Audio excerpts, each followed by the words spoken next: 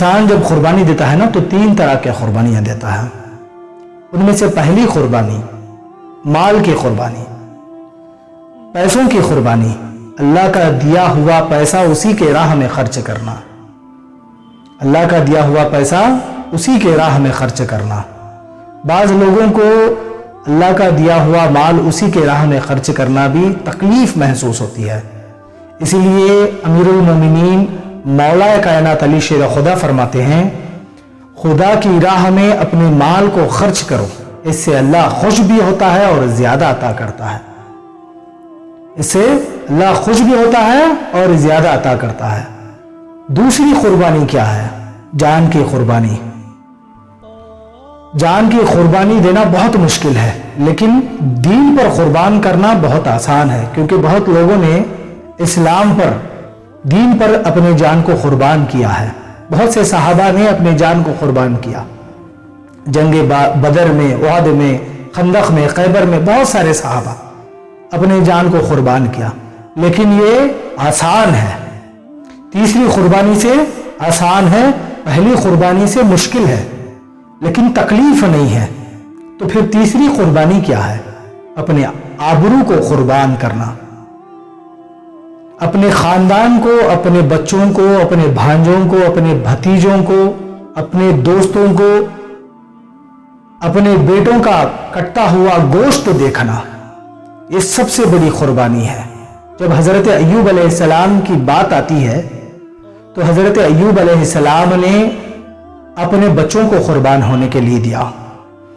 فصلیں، محل، دولت، صحت سب کچھ قربان کر دیا. لیکن جب ان کے ناموس پر بات آئی، ان کے زوجہ پر جب بات آئی تو اللہ سے دعا کرنے لگے پروردگارا اب اس سے آگے میں امتحان نہیں دے سکتا، اس سے آگے میں امتحان نہیں دے سکتا.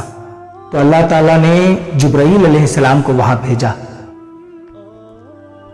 جبرائیل علیہ السلام حضرت ایوب علیہ السلام کے پاس آئے. فرمایا کہ اللہ کے رسول ایوب، آپ کو بیٹے کس نے دیے؟ کہا کہ پروردگار نے، اسی نے واپس لے لیا. دولت اللہ نے، صحت اللہ نے.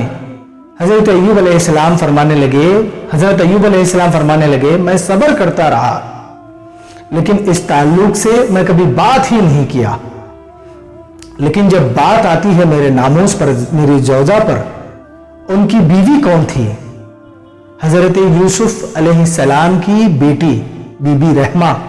جب بات ان پر آتی ہے تو اے اللہ میں اب اس سے آگے امتحان نہیں دے سکتا. جب کبھی بھی صبر کی بات آتی ہے تو اللہ تعالیٰ قرآن مجید میں فرماتا ہے تو میرے ایوب کا صبر دیکھو، میرا بندہ ایوب کس طرح صبر کرتا ہے. لیکن یہاں ایوب علیہ السلام کی صبر جہاں ختم ہوتی ہے، وہاں سے حضرت امام زین العابدین علیہ السلام کی صبر جو ہے وہ شروع ہوتی ہے. لوگ پوچھیں گے اب وہ کیسے؟ کیونکہ آپ نے اپنے خاندان کو کٹتا ہوا اپنی آنکھوں سے دیکھا. امام حسین علیہ السلام حجرے میں دعا کر رہے تھے کہ اے پروردگار، اے اللہ تعالی، تو اس حسین سے راضی ہو جا.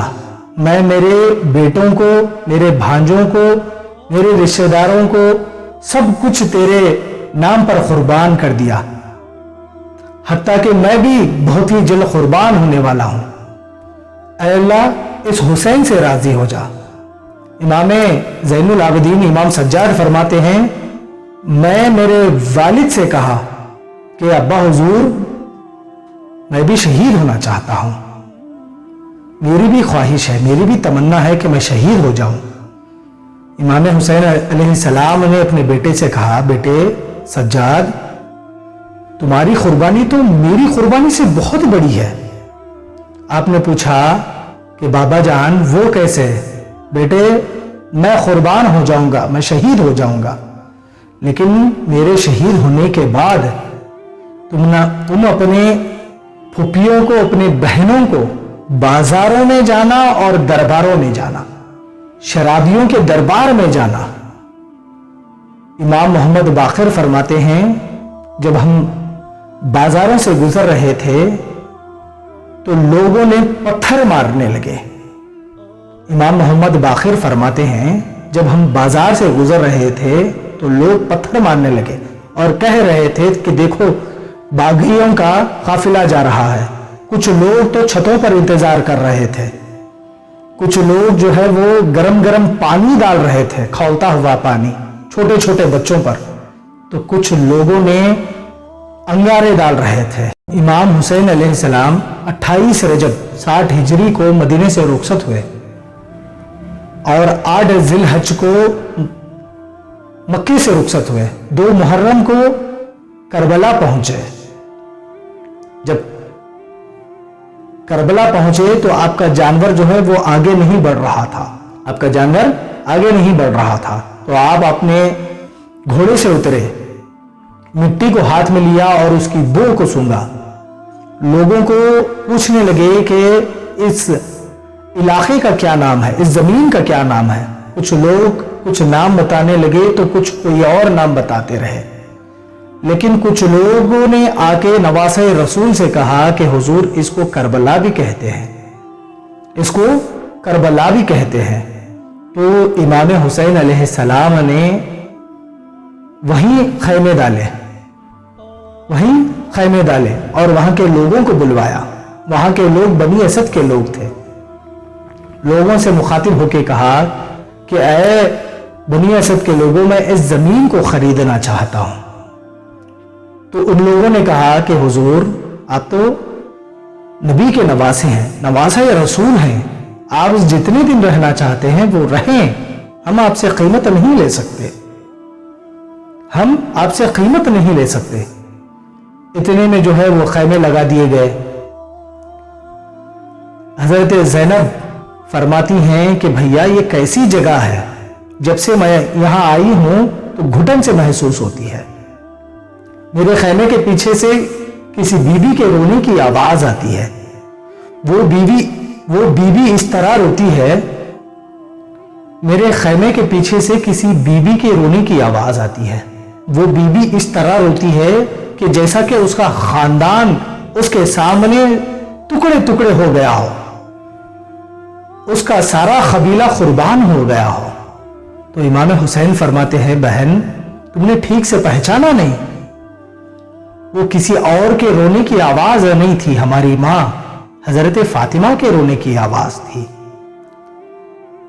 इमाम हुसैन लोगों के पास आए, बनी असद के लोगों के पास आए, लोगों मैं ये जमीन को खरीदना चाहता हूं, इसकी कीमत बोले। जब कीमत अदा हुई तो लोग कहने लगे कि हुजूर हमने तो सुना है हमारे बुजुर्गों से, जो कोई भी इस जमीन पर आता है सुकून से नहीं रह सकता। तो इमाम हुसैन ने फरमाया, हम यहां रहेंगे और यही शहीद हो जाएंगे, जमीन जो है वो हम ही खरीदेंगे। सौदा जो है वो तय हुआ। जब कागजात की बारी आई तो हजरत ज़ैनब आए, भैया इस जमीन को अकबर के नाम पे लेना, इस कागजात को अकबर के नाम पे बनवा देना। तो इमाम हुसैन फरमाने लगे, बहन मेरा अकबर अब सिर्फ 8 दिन का मेहमान है। कागजात बनने के बाद नवासे रसूल ने बनी असद के लोगों को लौटा दिया कि ऐ बनी असद के लोगों, हमारे जाने के बाद हम यहां शहीद होंगे, हमारे शहादत के बाद लोग हमारी मोहब्बत में यहां आएंगे। उन्हें मेहमान बनाना, उन्हें खिलाना पिलाना। अब देखें, खुद तो भूखे रहे प्यासे रहे, लेकिन आपने कभी नहीं चाहा कि मेरे चाहने वाले भूखे और प्यासे रहे। आप इसीलिए देखें कि जब करबला जाएंगे तो वहां खूब मेहमान नवाजी होती है, वहां खिलाते हैं पिलाते हैं, मेहमान नवाजी करते हैं। और फिर नवासे रसूल ने बनी असद के मर्दों को बुलाया। जब वो आए तो उनसे मुखातिब होकर कहने लगे कि ऐ लोगों, 10 मुहर्रम को हम शहीद हो जाएंगे, ये लोग जो है हमारे सरों को काट कर ले जाएंगे, तुम लोग यहां आना, एक एक मुट्ठी खाक लेकर हमारे लाशों पर डाल देना। फिर नवासे रसूल बनी असद के खवातीन को बुलाया, اگر تمہارے شوہر نہیں آ سکے، حکومت کے خوف سے نہیں آ سکے، تو تم پانی کے بہانے آ جانا اور آ کے تم سب لوگ ایک ایک مٹھی خاک کو ہمارے لاشوں پر ڈال دینا۔ پھر آپ نے بنی اسد کے ان بچوں کو بلوایا، سارے بچوں کو گود پر بٹھا کر فرمانے لگے، اے بچوں، تمہارے ماں باپ اگر نہیں آ سکے تو تم لوگ کھیل کود بہانے یہاں آ جانا اور تمہارے چھوٹے چھوٹے مٹھیوں سے ہمارے لاشوں پر خاک ڈال دینا۔ جب 10 محرم ہو گیا، سب لوگ جو ہے وہ شہید ہو گئے۔ بنی اسد کے مرد بھی آئے، عورت بھی آئے، بچے بھی آئے، آ کے عجیب منظر کو دیکھا۔ بنی اسد کے لوگ کہنے لگے، ہم نے آج سے پہلے کبھی ایسا نہیں دیکھا۔ تو ان لوگوں نے ایسا کیا دیکھا؟ بنی اسد کے لوگ فرماتے ہیں، روایات میں آتا ہے کہ کہتے ہیں کہ کوئی ایسی لاش نہیں تھی کہ جس کے ساتھ سر لگا ہوا ہو، ساری لاشوں کے سر کٹے ہوئے تھے۔ یہ سن کر ہم پر غم طاری ہوتا ہے تو آپ ذرا سوچیں، حضرت فاطمہ سلام اللہ علیہا اپنے کٹے ہوئے بچوں کا سر دیکھ کر کس طرح تڑپے ہوں گے۔ رسول اللہ صلی اللہ تعالی علیہ وسلم اپنے نواسے کو اس طرح ذبح ہوتے ہوئے دیکھ کر کتنا تڑپے ہوں گے۔